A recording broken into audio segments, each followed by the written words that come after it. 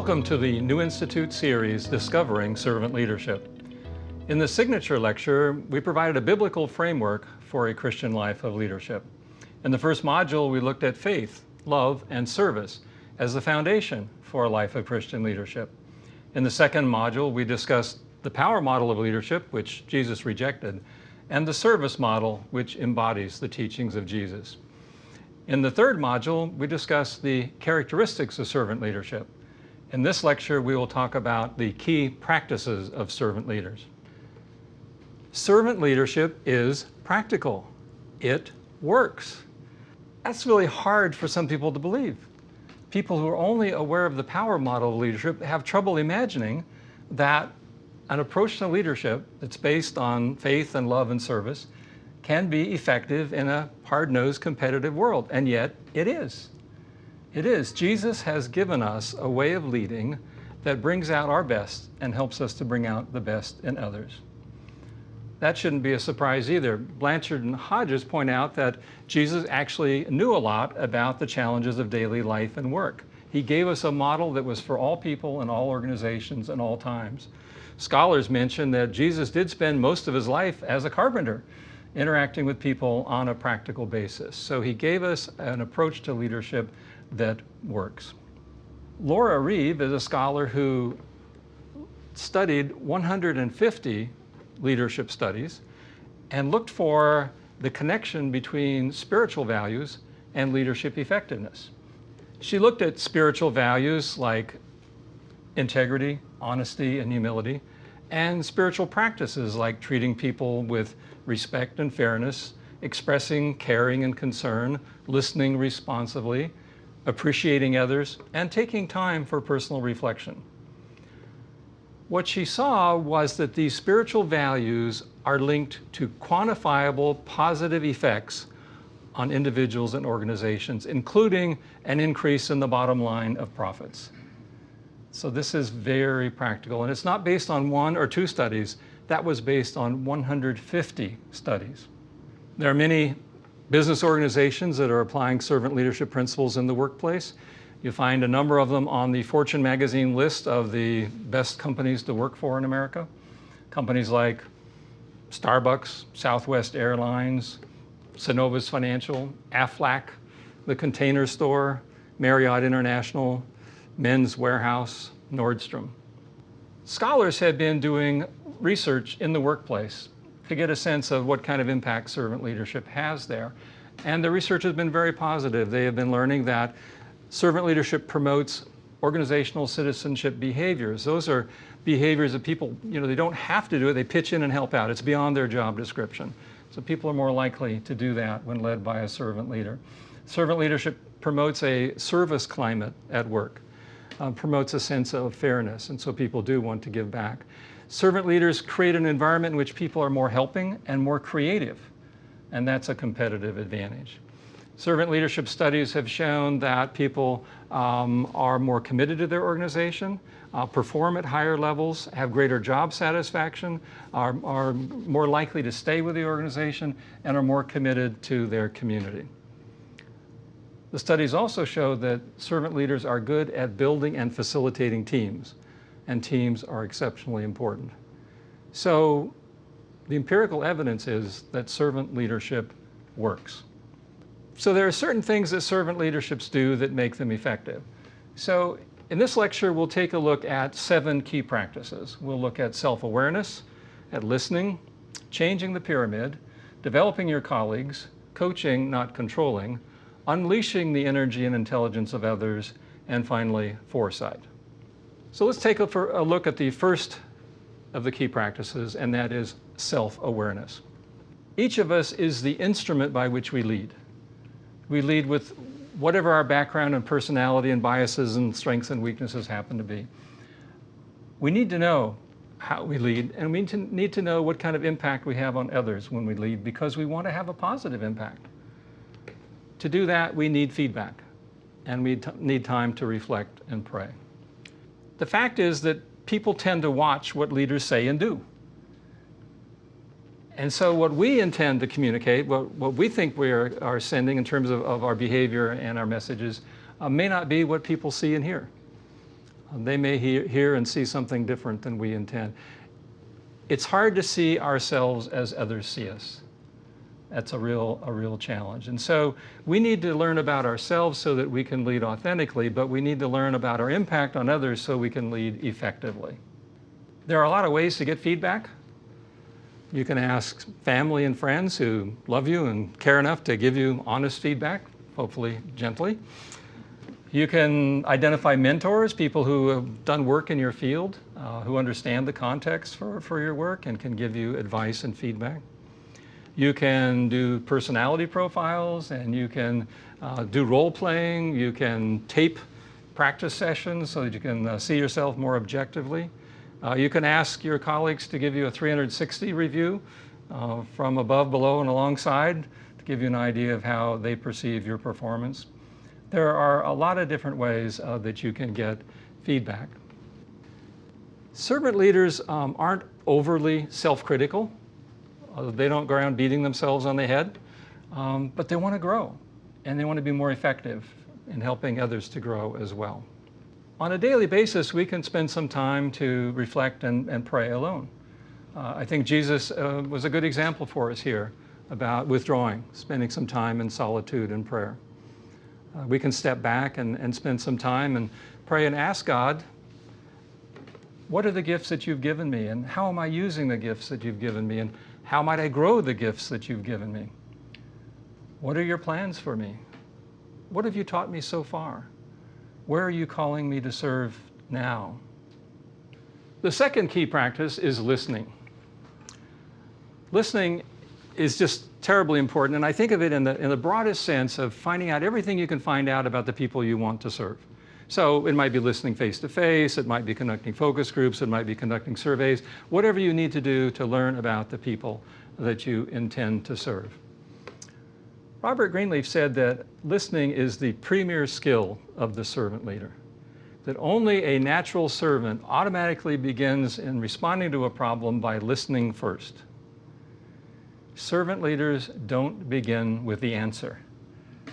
Servant leaders don't begin with their own knowledge or expertise. They don't begin with the program or the product or the procedure or the facility. Servant leaders begin by asking questions. I mean, how will you know what people need if you don't ask and then listen? So servant leaders ask and listen first. And when you ask, you want to know not only what are people's wants and their needs, but what are their hopes and their dreams? How might you facilitate those? So a servant leader doesn't begin responding to needs until a servant leader has truly spent a lot of time identifying the needs. The servant leader never stops listening. Even while helping, the servant leader continues to listen. This is not supposed to be really complicated. It is really simple. If you will take the time to listen and identify a need, then you'll be in a very good position to meet the need. And if you're in a really good position to meet the need, and you do meet the need, you are being successful. You are providing what people want. You're going to have happy customers. Your customers are going to be getting exactly what they asked for. And so you're going to succeed, your organization is going to succeed, and the people you work with are going to be happy. It takes time to listen up front. But when you listen up front, you often save a lot of time later. You've got to take the time to learn what the situation is and what the need is so that your response will be relevant, so that it will be most useful. If you don't do that, you may misunderstand the situation, and you may waste a lot of time and effort, and may even do something that's disastrous. Years ago, I had the pleasure of spending a few days with Dr. Ernesto Sirolli. Dr. Ernesto Sirolli is an Italian. He is world famous as an economic developer who helps to create jobs. He told the story of his first big experience in economic development. He was 21, and he was in Africa near the Zambezi River. He went to Africa with an Italian non-governmental organization, an Italian NGO. And they'd been given this beautiful valley with very rich soil, tremendous potential. And so they brought Italian seeds, tomatoes and zucchini, to this wonderful rich valley. And they tried to encourage the Zambians to help them plant the seeds. Well, the Zambians were just not interested at all. Even when they paid them, they didn't usually show up. But things grew so beautifully. The Italian tomatoes, you know, they would be this small in Italy, they were this big in Africa. It was really exciting. And one night, when all those tomatoes were so red and ripe and huge, 200 hippos came out of the river and ate everything. And the Italians turned to the Zambians and said, "The hippos!" And the Zambians said, "Yes, that is why we do no agriculture here." And the Italians said, "Why didn't you tell us?" And the Zambians said, "You never asked." So Dr. Sirolli learned that you've got to start by listening. He went on to set up an enterprise facilitation service that does not initiate anything, does not seek to motivate anybody, but to be the servant of the passion of people who already have hopes and dreams for a better life and ideas about businesses they'd like to start. So Dr. Sirolli and his colleagues will help them connect their dream with people and resources that will make the dream come true. They have worked with 300 communities and have now created 40,000 jobs around the world. And it always starts with listening. Years ago, I learned about a company that was good at listening, and that was Suzuki Motor Company. Their engineers were developing a four-wheel all-terrain vehicle, or ATV. So they developed a prototype, and then they took it to the apple orchards in Washington State, and they asked the workers there to drive them around and give them feedback. So they drove them around, and they suggested this and that, and one of the suggestions was, well, if you put a basket on it, then we could, you know, put our tools in that, and so they put the basket on it. They made the adjustments, and then they took it to a local Suzuki dealership to see what the dealer thought. Well, he got onto this ATV, and he drove out of the parking lot, and he didn't come back, and he didn't come back. And the engineers are starting to get worried. I mean, did it break down? Did he crash? Finally, he came roaring back into the parking lot with a big smile on his face, and he says, "That was fun. I want to order 20 of these." That's when Suzuki Motor Company knew that it was ready to go to market. They finished their testing. Paul Tillich said, "The first duty of love is to listen." And deep listening can lead to dialogue, and dialogue can lead to consensus, by which I mean full agreement before final action.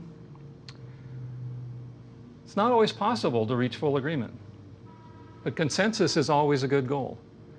Because when you seek consensus, you seek to find out everything you can from people who are affected. What might be the effect on them? What issues do they see? What problems do they see?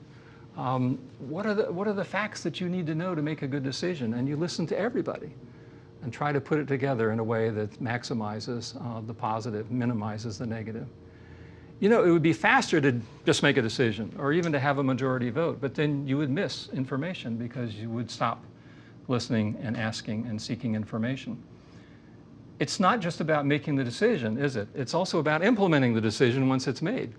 So if you listen and develop this consensus process, you're more likely to identify the issues that are going to be problems down the road in advance so you can take care of them. So they in fact will not prevent implementation later on. Marvin Bauer is a management consultant who worked with big companies for many years, and he said one of the problems with the command and control companies is that the CEOs really don't listen. And what happens is that people stop telling them things they need to know because they know they don't listen. And so it's hard for them to make good decisions because they don't have all the facts that are really relevant in that case. One of the benefits of being a good listener is not only that you'll get the information, but you build trust, you build relationships, and that makes your leadership more effective. Listening can be hard. I mean, life is confusing. I mean, there's so much background noise and so many things happening, deadlines and personal issues and timetables and just confusion makes it hard to concentrate. But even if you can concentrate, it's still difficult. Why? Because people have so many different ways of speaking up. Some people will speak at an office meeting, some won't. Some will talk to you in the hallway or at the coffee room, some won't. Some will send you an email or a text message or a social media message, some won't. Some will only answer a direct question face to face. Some will send you a message through somebody else. Some will only speak through body language. So you got to be a good listener, and that means being a flexible listener. Servant leaders are very flexible listeners. Look for a lot of different ways to listen. And try really hard to find the people who aren't speaking up in any way so that they can learn what's in their heart and mind. Listening can be threatening. After all, you might hear something you don't want to hear. You might hear something that would cause you to change a long-held belief. You might hear something that would affect your attitude toward others. You might hear something that would affect your own behavior. I think Winston Churchill gave us some real insight when he said, "Courage is what it takes to stand up and speak. Courage is also what it takes to sit down and listen." Servant leaders have the courage to do both. The next key practice is changing the pyramid. And we're talking about the pyramidal structure of a traditional organization where you have the leaders at the top. That can make it hard to listen because the people at the top of that pyramid may never learn what people at the bottom of the pyramid or people on the front lines have learned. And you've got all those layers of bureaucracy that can stop information from reaching the top. Servant leaders have two ways of dealing with that problem of the pyramid. One is flattening the top of the pyramid, and the other is turning the pyramid upside down, inverting the pyramid. Robert Greenleaf worked for a great big huge corporation that had that pyramid structure.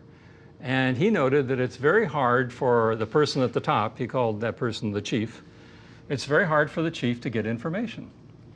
He said the person at the top has no colleagues, only subordinates. And subordinates don't talk to the chief the same way they talk to each other. It's very hard to get information. Nobody wants to tell the chief bad news. Nobody wants to tell the chief things that reflect badly on himself or herself or their friends. The chief could end up being the only person in the organization who doesn't know certain things because nobody will tell the chief. And it's hard to test out new ideas. I mean, unless you've got another job lined up or about to retire, who's going to tell the chief that his new idea is a bad idea? So the chief begins to think, I'm pretty brilliant.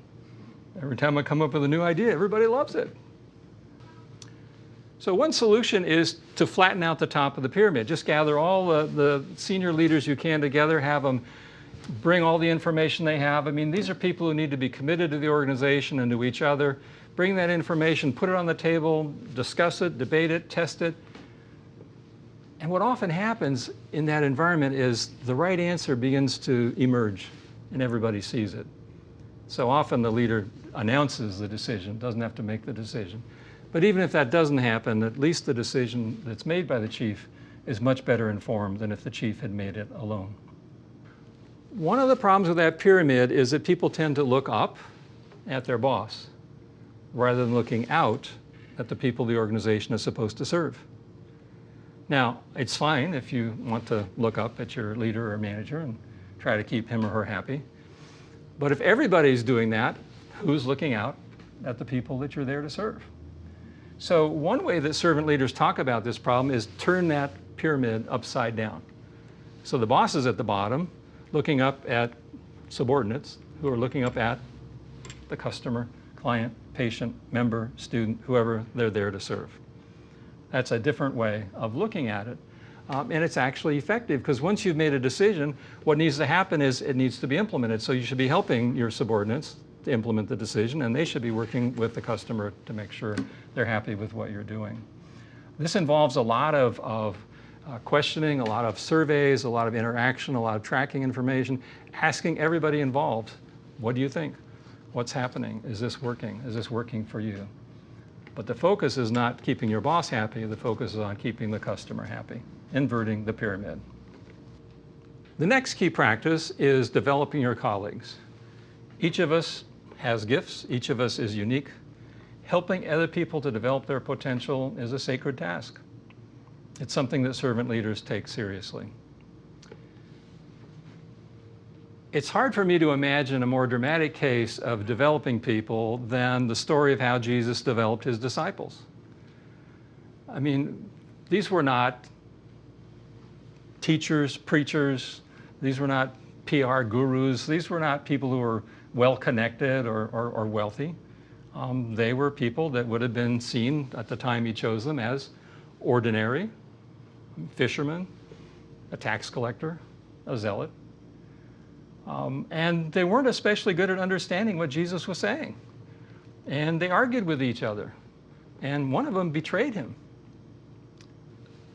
Irwin said that the disciples would not have been the dream team that a talent scout was looking for. He said Jesus picked the strangest crew that was ever sent out on a mission to change the world. And yet, after they saw the resurrected Christ, they changed the world. They changed the world. They became towering individuals of strength and unwavering faith. They died for Christ, and in the process, they launched Christianity. Jesus lived with them. He provided an example of servanthood for them. He prodded them, he challenged them, he prayed for them, he loved them. He prepared them for what was going to happen and what they needed to do. And when the time came, they did it. They did it. And we are in their debt today. This idea of helping others to grow, you can see it throughout Christian history. I mean, you look at Barnabas bringing Paul into his circle and working with him on the gospel, and Paul starting communities and mentoring Timothy, and you go down through the centuries. Growing colleagues, growing Christian communities. Robert Greenleaf thought that growing people is the most fundamental business of any organization, because when people grow, everything seems to work better. Of course, when they're growing, that's good for them. It increases the capacity of the organization. The organization can do things better or do things it wasn't able to do before, which means it can serve people better. So it's a triple win. It's actually a really good strategy to focus on growing people. Peter Drucker, in his book, The Effective Executive, tells a story of the president of a national retail chain. Well, actually, he had been the chief financial officer, but the president suddenly passed away, and the board decided to appoint him president with the understanding he would probably only be the president for a few years before he retired. Now, he was a financial man, so he really was more comfortable with numbers than with people, but he decided that the best thing he could do in a few years was to develop young managers. So according to Drucker, after lunch 3 times a week, he would walk through the personnel department and pick out the folders of young managers in various parts of the country. And he'd go back to his desk and he'd sit down, he'd open up and see how they were doing. And then he would call the supervisor of the young manager. And according to Drucker, many calls went something like this. Mr. Robertson, this is the president in New York. I see you have on your staff a young manager, Joe Jones. Didn't you recommend 6 months ago that he be given some merchandising experience? You did. Why haven't you done anything about it? And he'd hang up.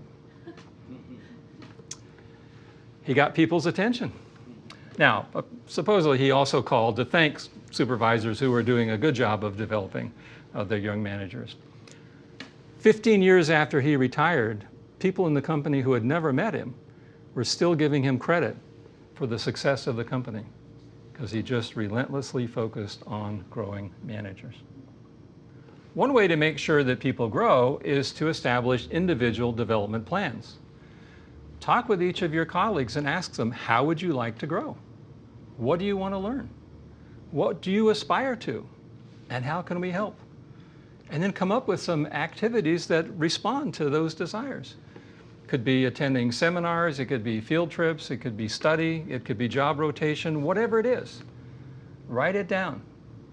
Monitor the plan. Make sure that people grow. The next key practice is coaching, not controlling. Coaching is to really help people develop by providing regular feedback. Provide them with feedback on what they're doing well and maybe what they're not doing so well. You want to coach them in terms of the mission and goals and objectives of the organization. You want to coach them about their individual tasks or activities. John Whitmore, in his book, Coaching Performance, talks about how you can ask questions so that you're helping people to learn. You're not teaching, but you're helping them to learn. When they answer the questions, those will be their own answers that they go forward with. I've been fortunate to have a number of mentors and coaches during my life. One of them is the Reverend Donald Asman, who was my pastor for many years at Manoa Valley Church here in Honolulu. Don Asman is just a wonderful listener. He'll listen, and then he'll start to ask me questions, clarify what the situation is, and then he'll start asking me questions that help me think about what are the options and what are the real issues and what's really happening. He never tells me what to do. He helps me think about the issues I need to think about and pray about so that I can make my own decision. Now, I've admitted to him that sometimes the questions that he asks me don't make sense to me for weeks. It may be months before I understand what he's really asking, and then I have one of those aha moments, which is a real blessing. Servant leaders focus on coaching instead of controlling. Yes, we do need rules and regulations and procedures, but focusing on compliance, micromanaging, does not bring out the best in people. Kouzes and Posner wrote that it tends to bring out a resistance. In fact, they say the more you try to control people, the more likely it is that they will rebel. The managers they've talked to say that they get the best commitment from their colleagues when they let them go, when they let them exercise their own decision-making in the situations they're charged with. When you focus on serving people instead of controlling people, you focus on getting to know them. You focus on learning. Why are they in the organization? Why are they volunteering to serve, or why are they working there? And what are their hopes? And what are their dreams? And what is work like for them? And how can you facilitate that? How can you connect and make that better for them? That works better than trying to control. Coaching instead of controlling. The next key practice is unleashing the energy and intelligence of others. If you've been developing people and you've been coaching people, then you should be very comfortable unleashing them to make more of their own decisions. After all, as a servant leader, you should be happy about developing people so that they can take over and follow in your footsteps. Jesus knew how to do this. He mentored his disciples, and then he sent them out in twos, and we know that from the Gospel of Mark. Calling the 12 to him, he began to send them out 2 by 2 and gave them authority over impure spirits. These were his instructions. Take nothing for the journey except a staff, no bread, no bag, no money in your belts. Wear sandals, but not an extra shirt. Whenever you enter a house, stay there until you leave the town. And if any place will not welcome you or listen to you, leave that place and shake the dust off your feet as a testimony against them. They went out and preached that people should repent. They drove out many demons and anointed many sick people with oil and healed them. People need the experience of being unleashed. I mean, after all, they're there, right? They're at the organization, at the plant, at the church. They're there with their ability to contribute. Why wouldn't we want to unleash them? Why would we hold anyone back?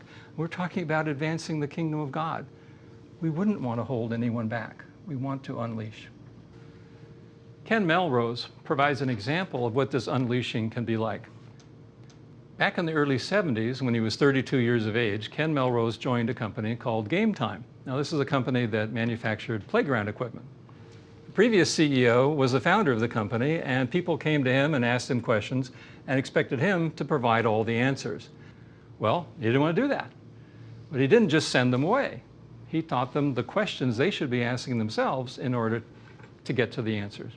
So if someone came to him and said, how much steel should we order for the next merry-go-rounds we're going to manufacture? He'd say, well, how much steel did we order last time? And how many merry-go-rounds did we make? And by the way, how many merry-go-rounds does the marketing department think we're going to be able to sell in the future? And oh, how many merry-go-rounds do we still have in inventory? So he would just walk them through the questions that they needed to ask themselves to get to their answer. He didn't send them away, but he didn't answer the question himself. He coached them so they could answer it. He did that for about 3 years, but he saw a big difference. He said by the end of that 3 years, morale had improved, confidence had gone up, teamwork had gone up, sales went up 50%, profitability doubled, Matter of fact, they turned out to be the most productive, most profitable part of the whole Toro company that they were a subsidiary of. And years later, when the Toro company was in serious financial trouble, the board asked Ken Melrose to take over the whole company. And so he spent 22 years applying servant leadership principles to rebuilding and strengthening the entire company, unleashing the energy and intelligence of others. The last key practice we'll discuss is foresight. Robert Greenleaf said that foresight is the lead that the leader has. Think about that. If you don't have some foresight, you're not out in front, right? You're not leading, you're only reacting. And if you're only reacting, you can get into trouble. You can get boxed in with fewer and fewer options. Some of them might not be right. Some of them might be unethical. That's why he said that foresight is the central ethic of leadership. Kouzes and Posner, in their book, The Truth About Leadership, emphasized the importance of foresight. They said that this idea of being able to foresee certain scenarios and concepts for the future is a fundamental competence of leaders. And they survey people all over the world and ask them, what qualities in a leader are most important to you that would make you most willing to follow them? And looking forward, or being forward-looking, came out as number 2 right after honesty. Very important to people. They want a leader who's forward-looking. For people of faith, foresight is about spiritual discernment. It's about trying to understand the will of God and how God's will be working in our world. It involves belief, it involves imagination, it involves intellect, it involves information.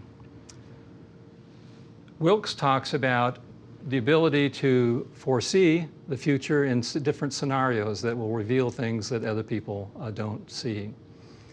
Greenleaf talks about foresight as the now in the middle of the past, the present, and the future. So he's saying that we really have to be part historian, part contemporary analyst, and part prophet all at the same time.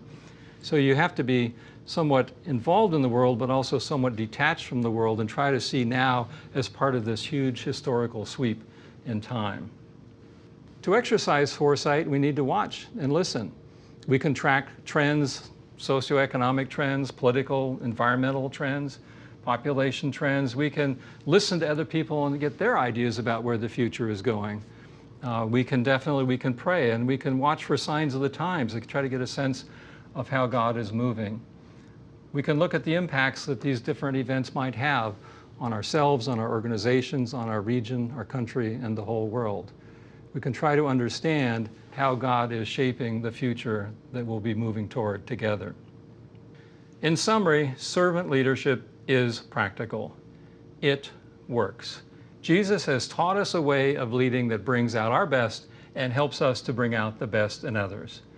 Empirical research shows that servant leadership is very effective in the workplace. Key practices of servant leaders help them to be successful in benefiting employees, customers, and society at large. Servant leadership is a highly effective way to respond to the call of Christ to love and serve others.